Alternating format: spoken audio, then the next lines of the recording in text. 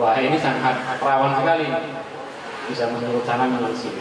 Badan Pengawas Pemilihan Umum atau Bawaslu Kota Tarakan menegaskan bahwa money politik atau politik uang masih menjadi pelanggaran terbanyak dalam pemilihan umum atau pemilu.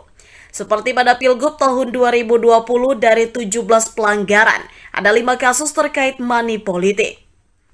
Money politik atau politik uang masih menjadi pelanggaran paling banyak yang terjadi dalam pemilihan umum atau pemilu. Badan Pengawas Pemilihan Umum atau Bawaslu Kota Tarakan misalnya mencatat pelanggaran terkait money politik masih dominan dibandingkan pelanggaran lainnya. Seperti pada pelaksanaan pemilihan gubernur atau Pilgub tahun 2020, dari 17 pelanggaran yang tercatat ada 5 diantaranya merupakan kasus money politik. Namun dari 5 kasus tersebut hanya 1 kasus yang naik sementara sisanya hanya sampai ke tahap 2. Kerepotan memang kita di Bawaslu kalau misalnya dalam hal money politik ini tidak ada partisipasi dari masyarakat. Kemarin kami sempat menangani kalau di Pilgub kemarin beberapa 2020 ya, 17 dugaan pelanggaran itu 5 diantaranya adalah money politik. Artinya dari jenis pasal yang dilanggar itu paling banyak money politik memang. Ada 5 money politik yang kita tangani di Pilgub kemarin. Dari 5 itu hanya 1 yang diangkat pada jenis 5-nya itu stop di pembahasan kedua. Pembahasan kedua itu intinya adalah ini bisa dinaikkan ke penyidikan atau tidak. Kan biasanya ada syarat-syarat tertentu yang diinginkan oleh teman-teman bisa berangkat dulu.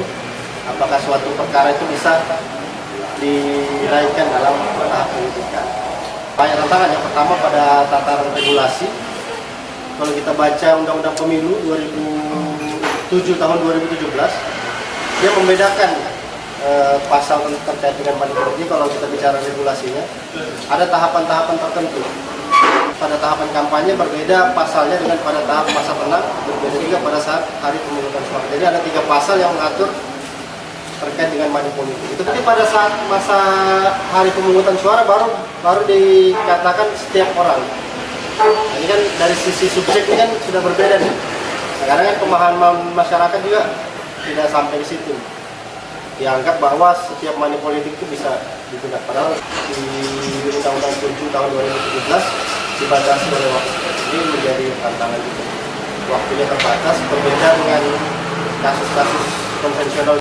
Meski memiliki kewenangan dalam menangani pelanggaran pada pemilu, khususnya money politik, namun Bawaslu tetap memerlukan peran aktif dari masyarakat. Tim Liputan, TVku.